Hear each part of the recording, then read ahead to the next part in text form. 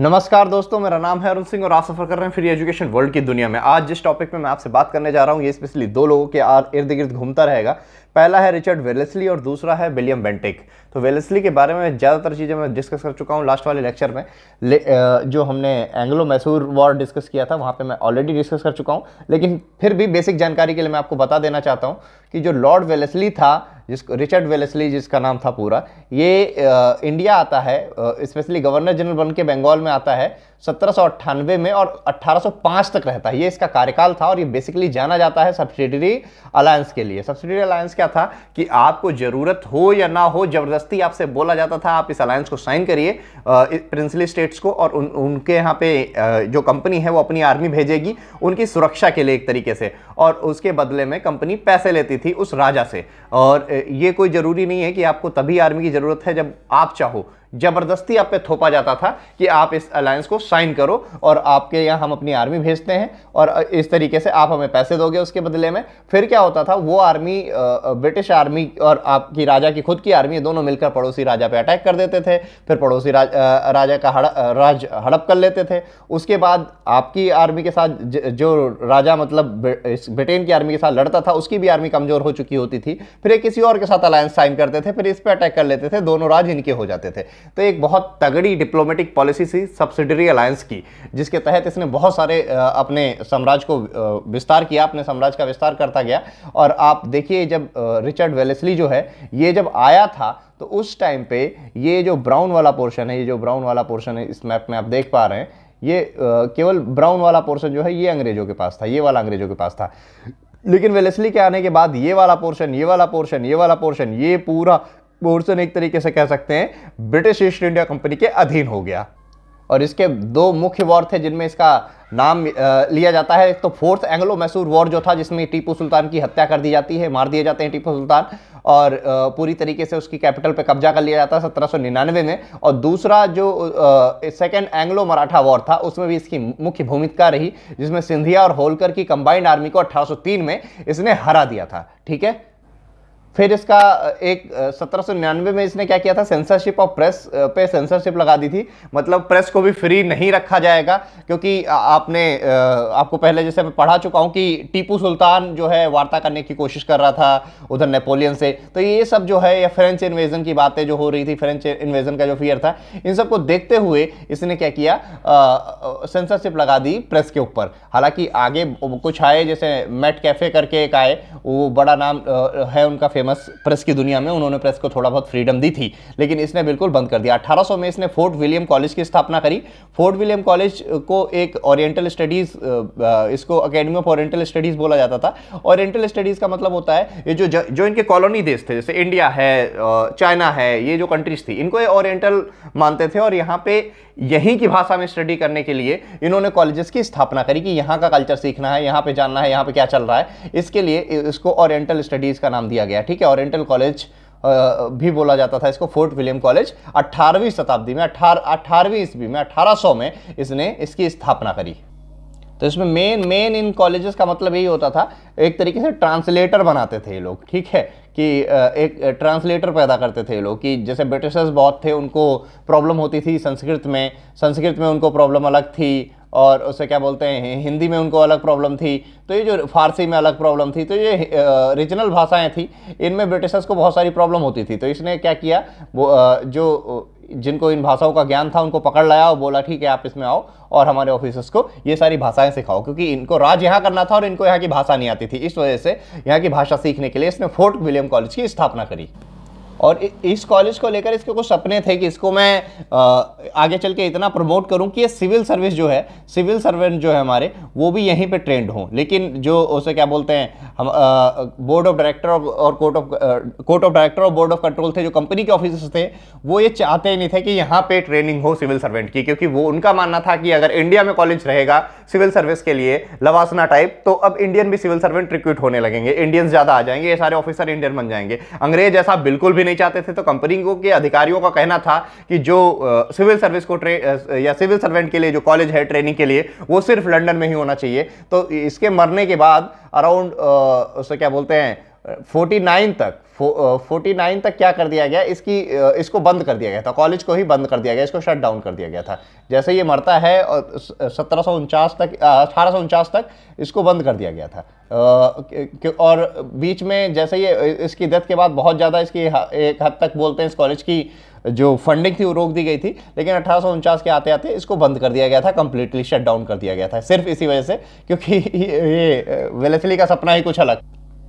तो आप देख सकते हैं इस मैप में, देखिए जो पिंक वाला एरिया है, ये वाला एरिया, ये पूरी तरीके से इसके कंट्रोल में है, लाइक वेलेस्ली ने पूरी तरीके से कंट्रोल कर लिया है। और जो दूसरा वाला एरिया है सब्सिडियरी अलायंस में है, तो एक तरीके से कह सकते हैं पूरे कंट्री पे, पूरे कॉन्टिनेंट पे कब्जा हो गया था वेलेस्ली का। लेकिन ये 1805 में जैसे यहाँ से गया तो तुरंत फिर से किसको भेजा गया, कॉर्नवालिस को।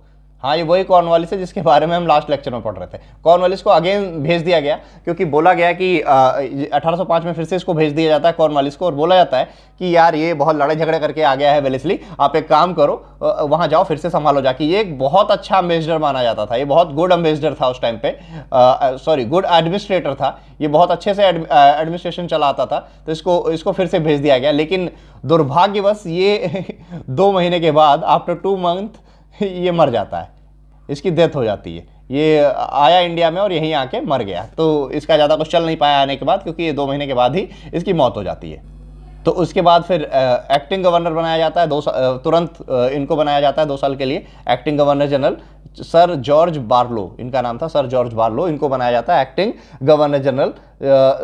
ये 2 साल तक रहते हैं, 1805 से लेकर 1807 तक।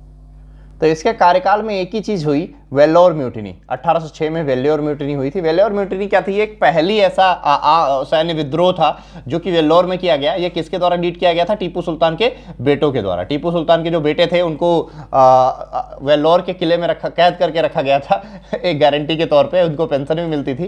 तो इन्होंने क्या किया, हालांकि एक ही दिन की म्यूटिनी थी, वहां पे जो ब्राह्मण थे उनसे बोला गया, एक्चुअली ड्रेस कोड को चेंज किया जा रहा था, जितने आर्मी के सिपाही थे उनका ड्रेस कोड चेंज करने की बात करी जा रही थी कि आप सिर्फ जो ब्रिटिशर्स हैं उनकी तरीके से आप टोपी लगाओगे, ये पगड़ी और साफा और जो माथे पे ब्राह्मण लोग चंदन लगाते थे, ये सब कुछ नहीं चलेगा, सिर्फ आपको ब्रिटिशर्स की तरीके से रखा जाएगा। जो मुस्लिम्स थे उनको दाढ़ी रखने का अधिकार नहीं था, बिल्कुल आप ब्रिटिशर्स की तरीके से रहोगे, ऐसा बोला गया। तो वहां जो टीपू सुल्तान के बेटे थे उन्होंने थोड़ी और आग लगाई इसमें और बोला कि आपका क्रिश्चियनाइजेशन किया जा रहा है, एक तरीके से आप सबको क्रिश्चियन बना दिया जाएगा, आपसे आपका धर्म छीन लिया जाएगा। तो इसके चलते एक दिन बहुत तगड़ी एक विद्रोह होता है, सैन्य विद्रोह होता है। हालांकि ये बहुत दिनों तक नहीं चला, सिर्फ एक दिन तक चला, एक सिंगल डे का विद्रोह था, सिंगल डे म्यूटिनी थी। लेकिन इंडिया के इतिहास में ये बहुत बड़ी म्यूटिनी मानी गई और इसी 1857 की क्रांति बाद में हुई और इसी एक दिन में इन्होंने ऑलमोस्ट 200 ब्रिटिशर्स मार डाले थे। 200 ब्रिटिशर्स का मर्डर कर दिया था टीपू सुल्तान के बेटों ने और मैसूर का झंडा एक दिन के लिए इस किले पे लहरा दिया था। तो आप कह सकते हैं कि पापा का नाम रोशन कर दिया था, टीपू सुल्तान का नाम बेटों ने रोशन कर दिया और मैसूर का झंडा लगा दिया था सिर्फ एक दिन के लिए। हालांकि आरकॉट से फिर आर्मी भेजी जाती है अगले दिन आर्टिलरी के साथ और ये वहां पे सरेंडर कर देते हैं और फिर इनके बेटों को मारा वारा तो नहीं जाता है, लेकिन इनसे बोला जाता है अब तुम एक काम, और जितने सिपाही होते हैं उनका कोर्ट मार्शल हो जाता है और इनसे बोला जाता है कि हाँ ठीक है अब तुम एक काम करो, अब तुम यहाँ पे नहीं रहोगे। इनको भगा दिया जाता है, भेज दिया जाता है कोलकाता और इनकी पेंशन वेंशन जो थी वो भी बहुत हद तक कम कर दी जाती है। तो ये थी टीपू सुल्तान के बेटों की कहानी और ये वहाँ की इस म्यूटिनी की याद में अभी भी वेल्लोर जो शहर है वहाँ पे एक खंभा बना हुआ है, ठीक है, इसको ये पिलर बना हुआ है वेल्लोर म्यूटिनी का, एक तरीके से कह सकते हैं उसे क्या बोलते हैं, संकेत है एक तरीके से, ये सिंबल है वहाँ पे जो म्यूटिनी हुई थी उसका। इसके बाद एक छोटा सा टाइम पीरियड एक और गवर्नर जनरल का रहता है, मतलब छोटा सा क्या रहता तो ज़्यादा है, 1807 से 1813 तक रहते हैं, लेकिन ज़्यादा कुछ खास इन्होंने कुछ काम किए नहीं। इनके टाइम पे क्या हुआ, 1809 में इनको अर्ल्स ऑफ मिंटो बोला जाता है, इनको लॉर्ड मिंटो 1 भी बोला जाता है क्योंकि लॉर्ड मिंटो 2 जो है वो बाद में आएगा और इसका पोता वोता कुछ रहा था, ठीक है। लॉर्ड मिंटो 2 है मॉर्ले मिंटो रिफॉर्म वाला, 1909 वाला, गांधी जी के टाइम पे जो आया था, मॉर्ले मिंटो रिफॉर्म जिसके टाइम पे आए थे वो अलग है, ये उनके परदादा दादा कुछ रहे होंगे, उन्हीं के परिवार का वो भी था, ठीक है। उसने कम्युनल इलेक्टोरेट का फादर बोला जाता है उसको, तो बेसिकली उसको मिंटो 2 और इसको मिंटो 1 बोला जाता है। लेकिन बहुत सारे लोग अर्ल ऑफ मिंटो या मिंटो 1 को नहीं जानते, मिंटो का मतलब लॉर्ड मिंटो उसी को ही समझ लेते हैं, मॉर्ले मिंटो रिफॉर्म वाले को। लेकिन ये भी कुछ टाइम के लिए गवर्नर बना था, 1807 से लेकर 1813 तक ये गवर्नर रहा। इसके टाइम पे ट्रीटी ऑफ अमृतसर साइन हुई, महाराजा रणजीत सिंह के साथ जो ट्रीटी साइन हुई थी। और दूसरा काम ये पुलिस रिफॉर्म बहुत लेकर आया था। पुलिस रिफॉर्म में इसने क्या किया था, जो एसपी था हर एक डिवीजन के लिए इसने एक एसपी बिठा दिया और बहुत सारे स्पाइस बिठा दिए, जो से क्या बोलते हैं जासूसी वाला, जो पुलिस के अंदर एक जासूस पैदा करना, स्पाई पैदा करना कि हाँ जासूसी करो, पता करो कहाँ कहाँ पे क्या कैसे क्राइम कंट्रोल हो सकता है, क्या क्या क्रिमिनल्स प्लान कर रहे हैं, क्रिमिनल्स की प्लानिंग क्या है, ये सब पता करने के लिए इसने जासूसी की शुरुआत करी पुलिस रिफॉर्म लाकर। अब अगला एक्ट आता है चार्टर एक्ट ऑफ 1813। ये क्या है, एक्चुअली क्या था, वहाँ पे ट्रेडिंग कम्युनिटी जो थी ब्रिटेन के अंदर, वो बहुत दिनों से डिमांड कर रही थी कि ये जो ईस्ट इंडिया कंपनी है इसको तुमने चार्टर दे दिया। आपको याद होगा 1793 में 20 साल तक 20 इयर्स के लिए और ज़्यादा ईस्ट इंडिया कंपनी की जो मोनोपोली है उसको बढ़ा दिया गया था, उसके परमिशन को, उसके चार्टर को 20 साल के लिए और बढ़ा दिया गया था। लेकिन अब मांगे उठने लगी 1813 तक आते आते, बहुत सारी जो वहाँ की ट्रेडिंग कम्युनिटी थी उनमें आवाज़ उठने लगी कि आप कब तक उनको ट्रेड करने की परमिशन देते रहोगे, क्या वही अकेले हैं जो इंडिया के अंदर ट्रेड कर सकते हैं, और दूसरे लोगों को भी चांस दिया जाना चाहिए, दूसरे लोगों को भी परमिशन मिलनी चाहिए इंडिया के अंदर व्यापार करने की। तो ये मांगे उठ रही थी और बहुत हद तक लोग कहने लगे थे कि जो ईस्ट इंडिया कंपनी है इसकी मोनोपोली बंद करो, ये कोई उसे क्या बोलते हैं मिडल मैन का काम नहीं करेंगे, हम लोग डायरेक्ट जाके दूसरे लोग भी यहाँ पे ट्रेड कर सकें, ऐसा होना चाहिए हिंदुस्तान के अंदर। और यूटिलिटेरियन जो थे, ये एक तरीके से कह सकते हैं यूटिलिटेरियन, मतलब इनका कहना था कि जो डायरेक्ट क्राउन का रूल होना चाहिए, अब ये कंपनी मिडल मैन का काम नहीं करेगी। और हम जो वाइट बर्डन, एक बहुत हंसी आती है मुझे वर्ड बोलते हुए, वाइट बर्डन फिलॉसफी में क्या होता है कि गोरे लोगों का ये कर्तव्य है कि जो काले लोग हैं, जो भूरे लोग हैं, उनको सभ्यता सिखाएं, क्योंकि ये काम उनको गॉड ने डायरेक्ट सौंपा है। ऐसा ब्रिटिशर्स जो थे, जो अंग्रेज थे, वो ऐसा मानते थे। तो उन्होंने वहां पे आवाजें उठने लगी कि हाँ ठीक है, जो हिंदुस्तान में काले लोग हैं उनको सभ्यता सिखाने के लिए और भी लोगों को भेजना होगा, हमें और भी काम करना होगा। जैसे यहाँ पे तो सब बेवकूफ बैठे हुए थे, लेकिन ऐसा उन लोगों का मानना था, इतनी ज्यादा वो लोग रेसिस्ट विचारधारा के थे। और जो मिशनरीज हैं, इन मिशनरीज से जुड़ी हुई जो चर्च की एक्टिविटी है, इनको भी अब इंडिया में करने की परमिशन दी जानी चाहिए, ये भी मांगे उठने लगी थी। 1813 के आते आते 1813 तक जो चार्टर हुआ उसमें ये मांगे रखी गई। तो फीचर्स क्या हैं इस एक्ट के? बेसिकली नेता तो महान होते ही हैं, सारे के सारे उन्होंने क्या किया, स्वीकार कर लिया, जितनी मांगे थी ऑलमोस्ट मान ली गई। तो इन्होंने पहला काम किया जो अबोलिश कर दी trade monopoly East India Company की। लेकिन ईस्ट इंडिया कंपनी ने बोला यार देखो आप हमारी ट्रेड मोनोपोली को अबोलिश कर रहे हो, लेकिन एक काम करो, चाय हमारे हाथ में रहने दो। टी का व्यापार बड़ी मुश्किल से हमने किया है, इंडिया में भी उगाना शुरू कर दिया है हमने, और चाइना के साथ जो ट्रेड है हमारा वो भी रहने दो। चाइना में किस चीज़ का ट्रेड करते थे? ओपीएम का ट्रेड करते थे। ओपीएम क्या होता है? ओपीएम होता है अफीम की खेती करते थे, जो कि बेसिकली सेंट्रल इंडिया वाले पार्ट में, जो उसे क्या बोलते हैं एमपी वाला पोर्शन है, बेसिकली मध्य प्रदेश में अभी भी बहुत सारा अफीम होता है। तो ये यहाँ से क्या करते थे, ओपीएम ले जाते थे और चाइना बेचते थे, बहुत ज़्यादा पैसा लेकर आते थे वहाँ पे। और आपको जानकर हैरानी होगी, चाइना के अंदर ओपीएम वॉर भी हुए हैं, ओपीएम वॉर हुए हैं चाइना के अंदर। हाँ जी, बहुत इंटरेस्टिंग स्टोरी है कि चाइना में अफीम के लिए लड़ाइयाँ लड़ी गई हैं। ठीक है, वहाँ पे बहुत बुरी तरीके से लत पड़ चुकी थी लोगों की अफीम की। तो इन्होंने बोला कि हमें चाय पे काम करने दो और हमारी जो चाइना से ट्रेड है उस पर रोक मत लगाओ। तो ये मान लिया गया और उसे क्या बोलते हैं, और अगले 20 सालों के लिए इनको और चार्टर दे दिया गया। अभी चार्टर अगला जो आएगा 1833 में आएगा। अभी 1813 में आया, 1833 में 20 साल बाद फिर से एक चार्टर आएगा। तो बोला गया ठीक है, कंपनी का रूल जो है वो 20 साल और कंटिन्यू रहेगा, ऐसा बोला गया। लेकिन अब जो सॉवरेनिटी होगी वो ब्रिटिश क्राउन की होगी। सॉवरेनिटी मतलब अब जो सर्वे सर्वा होगा, जो राजा होगा, और ब्रिटिश का राजा ही हमारा राजा, इंडिया का भी राजा होगा।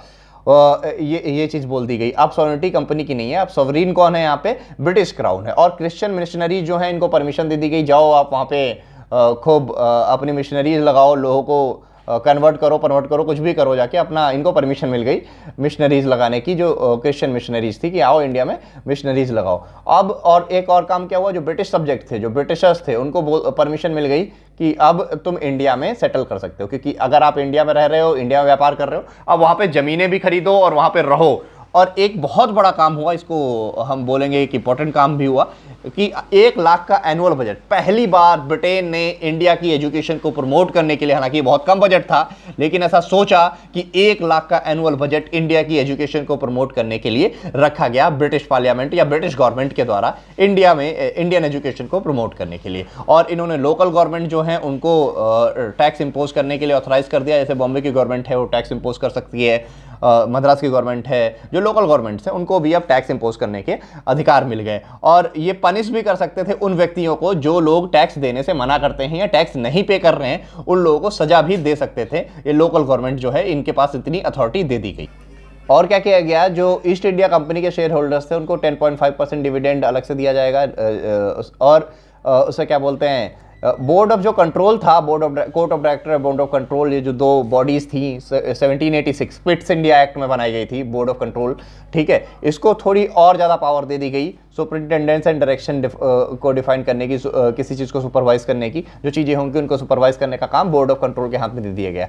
और जो मद्रास की काउंसिल है, बॉम्बे की काउंसिल है, कलकत्ता की काउंसिल है, ये अब डायरेक्ट ब्रिटिश पार्लियामेंट में कोई सा भी कानून पास होने से पहले वहां पे रखेगी। तो एक तरीके से कह सकते हैं कॉन्स्टिट्यूशनल पोजीशन किसको मिल रही है, ब्रिटिश टेरिटरी, ये डिफाइन कर दी गई, कॉन्स्टिट्यूशनल पोजीशन मिल गई। पहली बार ये जो इंडिया के अंदर ब्रिटिश इंडियन टेरिटरी थी, इनको एक कॉन्स्टिट्यूशनल पोजीशन मिलने लगी है, क्योंकि अब जो कानून बनेगा वो कंपनी की तरफ से नहीं होगा, वो कानून सीधे ब्रिटिश पार्लियामेंट में रिप्रेजेंट करा जाएगा। और जो इनके कंपनी के जो अकाउंट थे, कॉमर्शियल ट्रांजैक्शन और टेरिटोरियल रेवेन्यू के, इन दोनों को अलग अलग किया गया कि आप जो खर्चा कर रहे हो, जो अपना खुद का खर्चा कर रहे हो, इसका अकाउंट आपके लिए अलग होना चाहिए। और जो आप बंगाल की जमीन से जो टैक्स वसूल रहे हो, जो दूसरे आपके खर्चे आ रहे हैं, इसका अकाउंट अलग होना चाहिए। दोनों ट्रांजैक्शन को अलग अलग कर दिया जाता है इसी एक्ट चार्टर के तहत। उसके बाद बनता है फ्रांसिस हेस्टिंग। ये उसे क्या बोलते हैं, वेरन हेस्टिंग से बिल्कुल अलग है, वो अलग गवर्नर जनरल थे, ये अलग गवर्नर जनरल है। ये 1813 से लेकर 23 तक 10 साल तक इसका कार्यकाल रहता है। ये पुलिस रिफॉर्म लेके आता है। बेसिकली जो दरोगा की पोस्ट थी, खास इसने कुछ ज़्यादा खास तो किया नहीं, इसके टाइम पे कुछ चीज़ें हुई जो ये पुलिस रिफॉर्म ये लेकर आया। एक तो पुलिस रिफॉर्म में इसने क्या किया, जो दरोगा की पोस्ट होती थी वो इसने बैन कर दी हर एक स्टेट में, केवल बंगाल को छोड़कर। और इसके टाइम पे 1814 से 16 के बीच में एंग्लो नेपाल वॉर हुआ, जो नेपाल वाला से जो युद्ध हुए थे इनके, वो इनकी लड़ाइयाँ हुई। और थर्ड एंग्लो मराठा वॉर हुआ 1817 से लेके 1819 के बीच में। तो इसके बीच में, इसके कार्यकाल में ये चीज़ें हुई। और इसके कार्यकाल में क्या होता है, जो हमारे ये पिंडारीज वाला जो कॉन्फ्लिक्ट था, पिंडारीज को सप्रेस आपको याद होगा, थर्ड मराठा वार क्यों हुआ था, इसी वजह से हुआ था। उन्हें लगा था, वो करने वाले पिंडारी पे अटैक थे कि, लेकिन उनको लगा कि हम पे अटैक कर देंगे, तो पिंडारी का सप्रेशन इसी के टाइम पे होता है, जो कि बहुत ज़्यादा डकैती वकैती कर रहे थे उस टाइम पे। 1817 के आते आते इसने क्या किया, एक हिंदू कॉलेज की स्थापना करी। बेसिकली करी गई तो राम मोहन रॉय और डेविड हैरे के द्वारा थी, लेकिन उस समय गवर्नर यही था। तो इसके कार्यकाल में हिंदू कॉलेज और 3 संस्कृत कॉलेज की स्थापना हुई है। हिंदू कॉलेज इसलिए इंपॉर्टेंट है क्योंकि यहाँ से बहुत बड़े बड़े रिवोल्यूशनरी निकल के आया। 1818 के आते आते क्या होता है, इसने जो फ्रीडम ऑफ प्रेस थी उसको थोड़ा सा एनकरेज किया, जो कि वेलेस्ली ने क्या किया था, एक तरीके से सप्रेस कर दिया था, बंद कर दिया था, सेंसरशिप लगा दी थी। इसने क्या किया, उसको थोड़ा एनकरेज किया और थोड़ी सी छूट दी गई प्रेस को। थोड़ा सा लिबरल आदमी था। 1818 में इसने बॉम्बे प्रेसिडेंसी क्रिएटेड, ये जो लिखा हुआ है, ठीक है इसने बनाया, लेकिन बॉम्बे प्रेसिडेंसी उस टाइम पे भी एग्जिस्ट करती थी। इसने क्या किया, जो बॉम्बे के सराउंडिंग का एरिया था उसको भी उसमें इंक्लूड कर दिया गया, बॉम्बे के आसपास के एरिया को भी इंक्लूड कर दिया और उस प्रेसिडेंसी को एक तरीके से बढ़ा दिया। 1820 में रैयतवाड़ी सिस्टम जो है वो इस्टेब्लिश करा गया थॉमस मुनरो के द्वारा, और ये इस्टेब्लिश किया जाता है। थॉमस मुनरो उस टाइम पे गवर्नर थे मद्रास के, ठीक है। ये गवर्नर जनरल के सबऑर्डिनेट गवर्नर कहे जाते थे उस टाइम पे, मद्रास और बॉम्बे प्रेसिडेंसी वाले। तो ये मद्रास के गवर्नर थे थॉमस मुनरो। इन्होंने रैयतवाड़ी सिस्टम स्थापित किया। उस टाइम पे गवर्नर जनरल जो था यही था, फ्रांसिस हेस्टिंग। तो आप ये देखिए 1823 के आते आते, 1823 के आते आते क्या होता है कि ये जो पूरा एरिया है एक तरीके से ये आप कह सकते हैं कब्जा लिया है इन्होंने। ये जो उसे क्या बोलते, डायरेक्टली इनडायरेक्टली हर जगह पे कब्जा है। यहाँ नेपाल के साथ ट्रीटी ऑफ सुगौली हो चुकी है, 1816 के आसपास हुई थी, जो नेपाल वॉर हुए थे। यहाँ कन्याकुमारी तक पे कब्जा है। तो जो पिंक वाला एरिया है ये कंप्लीट ब्रिटिश टेरिटरी है, ये कंप्लीटली ब्रिटिश टेरिटरी है। और जो ये दूसरा एरिया है एक तरीके से इनडायरेक्ट टेरिटरी है ब्रिटेन की। तो 1823 तक इन्होंने पूरी एरिया पे, पूरे इंडिया पे डायरेक्टली इनडायरेक्टली इंडियन कॉन्टिनेंट पे इनका कब्जा हो चुका है। उसके बाद एक और गवर्नर जनरल आता है जिसका नाम था जॉन एडम 1823 में। ये क्या था, ये बेसिकली इंडियन अखबारों से बहुत ज़्यादा चिढ़ता था। तो इसने क्या किया, अखबारों के ऊपर बहुत ज़्यादा रेस्ट्रिक्शंस लगाए, बोला कि बिना लाइसेंस के आप अखबार नहीं छाप सकते। अखबार को एक तरीके से बंद करने की कोशिश करी इसने। तो उसी के चलते राजा राम मोहन रॉय का जो अखबार था मिरातुल अकबर, इन्होंने अपना पब्लिकेशन बंद कर दिया था इसी की वजह से। फिर उसके बाद रोल आता है विलियम एमहेस्ट का। ये ज़्यादा कुछ इंपॉर्टेंट नहीं है, बस ये याद रखिए 1823 से 1828 के बीच में रहा। फर्स्ट एंग्लो बर्मीज वॉर हुई इसके टाइम पे। और इसने क्या किया था, 1826 में जो भरतपुर सल्तनत थी, वहाँ पे जाट किंगडम है, स्पेशली वो जाट राजा थे जिनका राज था, राजा सूरजमल बहुत फेमस हुए वहाँ के। तो इसने उसको 1826 में कैप्चर कर लिया था। बस इसका इतना ही रोल है, ज़्यादा कुछ खास नहीं है। चलिए आगे बढ़ते हैं। तो बेंटिक ये है, ये सबसे इंपॉर्टेंट, विलियम बेंटिक ये सबसे इंपॉर्टेंट अब तक के जो हैं। हालांकि कॉर्नवालिस के बाद अगर बोलेंगे तो सबसे इंपॉर्टेंट यही है। हेस्टिंग भी इंपॉर्टेंट है, ये तीन बहुत इंपॉर्टेंट है, लेकिन इसमें अगर सबसे टॉप में देखें तो बेंटिक का नाम आता है। क्यों? क्योंकि ये गवर्नर जनरल रहा 1828 से लेकर 1823 तक गवर्नर जनरल ऑफ बंगाल रहा। और ये बंगाल का आखिरी गवर्नर जनरल था, क्योंकि उसके बाद जो चार्टर आता है 1833 का, उस टाइम पे इसको ये पोस्ट को खत्म कर दिया गया था। खत्म नहीं मतलब चेंज कर दिया गया था इसका पोस्ट। हालांकि governor general of Bengal, Madras सब कुछ एग्जिस्ट करेंगे, लेकिन एक तरीके से पूरे इंडिया पे ब्रिटिशर्स का कब्जा हो चुका था। तो ये एक नई पोस्ट जनरेट करी गई, गवर्नर जनरल ऑफ इंडिया। और ये पहला गवर्नर जनरल ऑफ इंडिया बना, जो कि 1833 से लेके 1835 तक रहा। और ये इसके बारे में कहा जाता है, इसके बारे में कहा जाता है ये बहुत ही कुछ सोशल वेलफेयर के बारे में सोचने वाला इंसान था। इसने समाज के लिए बहुत सारे बदलाव लाने की कोशिश करी, और ये दोनों तरीके से बैलेंस करके रखता था कि कंपनी के अधिकारी जो हैं उनको भी खुश रखना है, और जो जनता है यहाँ की, जो लोग हैं, उनको भी खुश रखना है। तो दोनों को एक तरीके से बैलेंस करने की कोशिश करता था। सोसाइटी से जुड़े हुए बहुत सारे रिफॉर्म्स लेकर आया, उनके बारे में हम नेक्स्ट स्लाइड में पढ़ेंगे अभी। तो जो इसका कैरेक्टर था, एक तरीके से कह सकते हैं, वो इसके कामों में झलकता था। तो इसने क्या किया, पहला जो इसका रिफॉर्म है, एसपी की जो पोस्ट थी उसको अबॉलिश कर दिया। ये काम किसको दे दिया?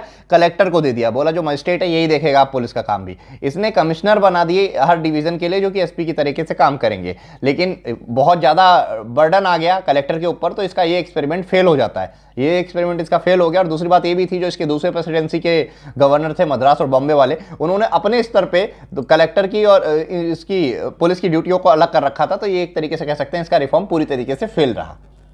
और इसने क्या काम किया, और इसने एक काम किया, जो 4 सर्किट जो कॉर्नवालिस ने सर्किट अदालतें बनाई थी उनको अबॉलिश कर दिया, और बोला ये जिम्मेदारी कलेक्टर की होगी। जो कलेक्टर जो होगा वो किसके अंडर आएगा, किसके सुपरविजन में आएगा? रेवेन्यू एंड सर्किट का जो कमिश्नर होता है उसके सुपरविजन में आएगा। और इसने सेपरेट अदालत का निर्माण किया।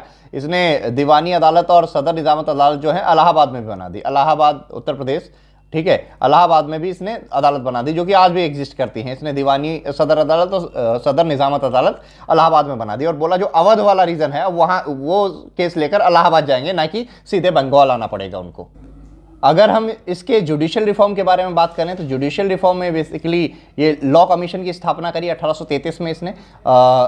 मैकॉले, हाँ ये वही मैकॉले है, लॉर्ड मैकॉले जिसको बोलते हैं, इसने कोडिफिकेशन स्टार्ट करी। हालांकि इस काम में बहुत ज़्यादा टाइम लग गया, 20 साल के आसपास लग गए। 1859 में पहली बार सिविल प्रोसीजर कोड बनता है, 1861 में इंडियन पीनल कोड बनता है, और 1861 में इंडियन प्रोसीजर कोड बनता है। 1860 में इंडियन पीनल कोड, 1861 में Indian criminal procedure code, IPC, CrPC, और ये सिविल प्रोसीजर कोड 1859। तो ये बने मैकॉले की वजह से। मैकॉले को इसने अपॉइंट किया, और इसकी जो शुरुआत थी ये इसी ने करी।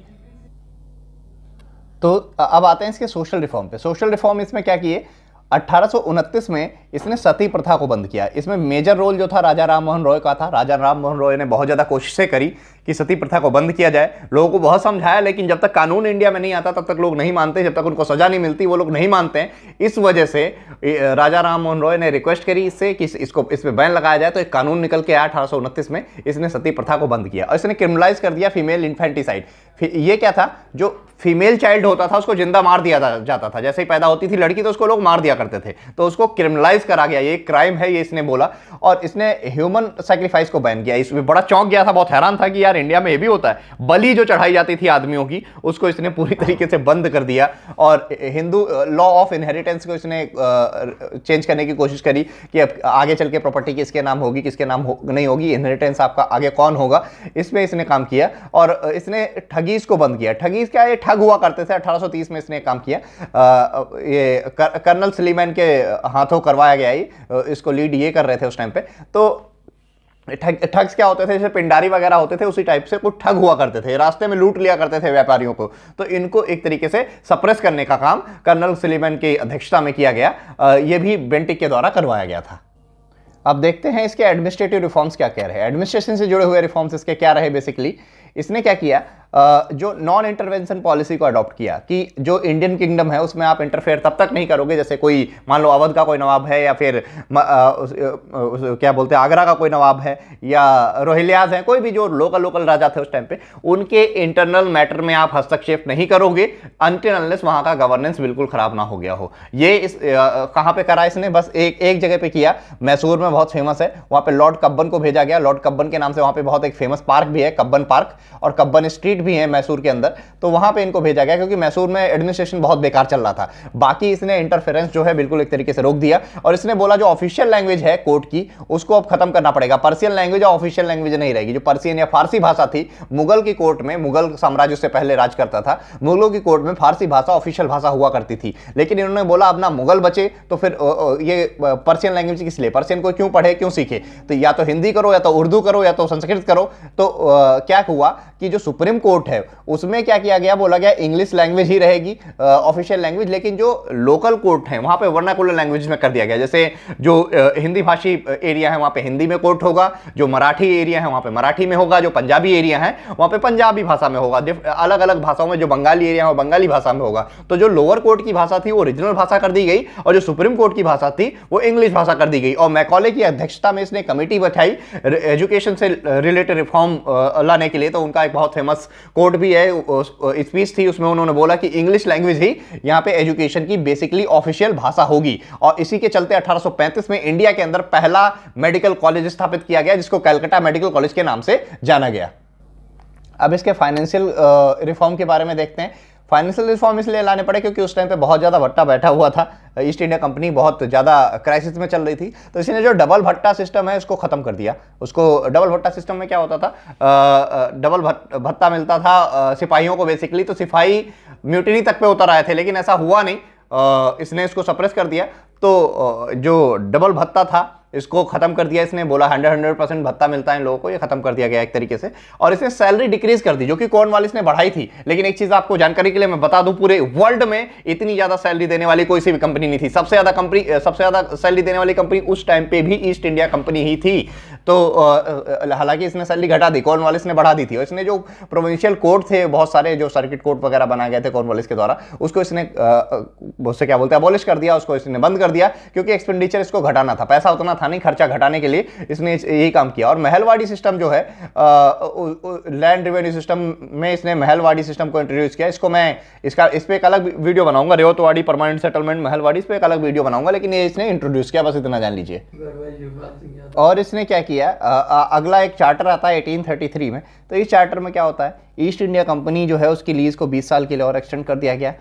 और लेकिन इनसे बोला गया आप पूरी टेरिटरी में कहीं भी कब्जा करो, लेकिन वो होगा ब्रिटिश क्राउन के नाम पे। अब ये नहीं है कि ईस्ट इंडिया कंपनी ने यहाँ पे ये रूल बनाया, वो नाम होगा ब्रिटिश क्राउन का डायरेक्ट, ठीक है। और इनकी जो मोनोपोली थी ट्रेड की, चाय वाय से रिलेटेड और चाइना से रिलेटेड, टी और चाइना की जो इसकी मोनोपोली बढ़ाई गई थी उसको भी बोला गया अब इसको खत्म करते हैं। 1833 में इसको खत्म कर दिया गया। 1813 में इनको 2 जगह की दे दी गई थी मोनोपोली, लेकिन 33 के आते आते इस चीज को खत्म कर दिया गया। वो भी मोनोपोली इसको कंप्लीट एबॉलिश कर दिया गया। उनसे बोला गया क्या यार आप अब उसे क्या बोलते हैं कॉमर्शियल एक्टिविटी करते रहते हो, इधर उधर व्यापार करते रहते हो, अब आप एक एडमिनिस्ट्रेटिव बॉडी की तरीके से एक्ट करो, ठीक है। पूरी तरीके से इतना बड़ा हिंदुस्तान है, रेवेन्यू पेवेन्यू का चक्कर छोड़ो, आप एक एडमिनिस्ट्रेटिव बॉडी बनो। और इनको इतनी पावर दे दी गई। और इनसे बोल दिया गया कि अब कोई रेस्ट्रिक्शंस नहीं रहेगा। अगर कोई यूरोपियन दूसरा आके चाहे यहाँ पे कोई प्रॉपर्टी लेना चाहता है या कोई इमिग्रेशन आना चाहता है यहाँ पे और बसना चाहता है तो आके रह सकता है। हालांकि आपको याद होगा पहले रेस्ट्रिक्शंस लगाए गए थे, कोई यूरोपियन फ्रेंच वगैरह यहाँ पे जमीन वमीन नहीं खरीद सकते, लेकिन वो रेस्ट्रिक्शंस अब हटा दिए गए।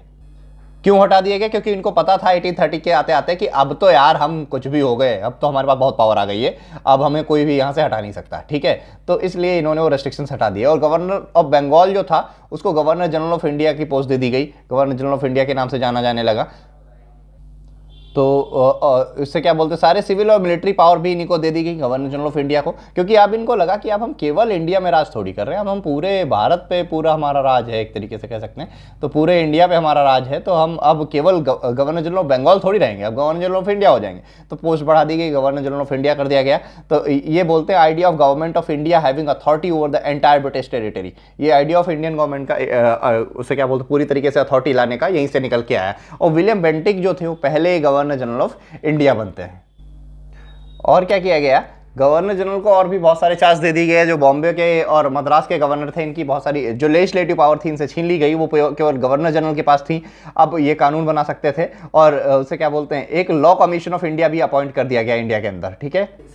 हालांकि इसमें बहुत ज़्यादा टाइम लग गया, ये 1860 तक कंप्लीट हुआ जाके, जो कोडिफाई करने में इसको बहुत टाइम लग गया। जो जो आज भी हम आईपीसीसी आरपीसीसी 1861 वालों को फॉलो करते हैं, तो इनको बनने में बड़ा टाइम लग गया, लेकिन शुरुआत इसकी यहीं से हो गई थी। और पहली बार बोला गया कि अब ये इंडियन इतिहास में पहली बार हुआ कि बोला गया no discrimination against Indian citizen on the basis of religion, colour, birth, descent for employment under the East India company.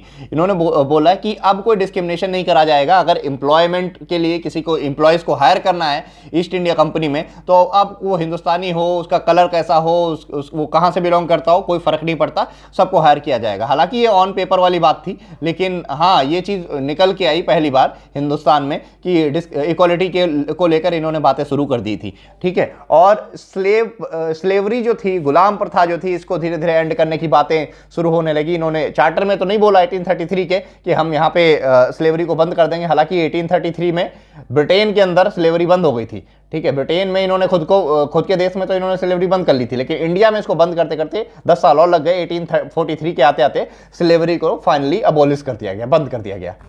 और सिविल सर्विस से जुड़ा हुआ एक रिफॉर्म आया 1833 के चार्टर में। बोलते हैं कि सिविल सर्विस के लिए ओपन कंपटीशन चालू कर दिया गया, इंडियन को भी इसमें शामिल किया जाएगा। इंडिया जो है वो डिबेट नहीं करे जाएंगे, किसी भी ऑफिस में वो जा सकते हैं, सीनियर पोस्ट ले सकते हैं। लेकिन इसका कोर्ट ऑफ डायरेक्टर ने बहुत तगड़ा विरोध किया, तो इस वजह से ये आइडिया जो है ड्रॉप हो गया। और फिर ये आइडिया, ये जो हमें आज़ादी मिली सिविल सर्विस में आने की, वो 1853 में आकर मिलती है। 1833 में केवल बात रखी गई थी, लेकिन इंडियन को रिक्रूट नहीं किया गया था, क्योंकि इसका बहुत तगड़ा ऑपोजिशन किया गया था कोर्ट ऑफ डायरेक्टर के द्वारा। और इसके बाद से जो भी इंडिया के अंदर एक्ट बनेंगे, अब कानून बनेंगे, उनको रेगुलेशन या चार्टर कुछ नहीं कहा जाएगा, उनको एक्ट कहा जाएगा। वो अब कानून बनेंगे क्योंकि वो डायरेक्ट ब्रिटिश रूल से पास हो रहे हैं, ब्रिटिश पार्लियामेंट के द्वारा पास हो रहे हैं। इसी के साथ इस लेक्चर को समाप्त करता हूं। आई होप आप लोगों को ये लेक्चर पसंद आया हो। जय हिंद।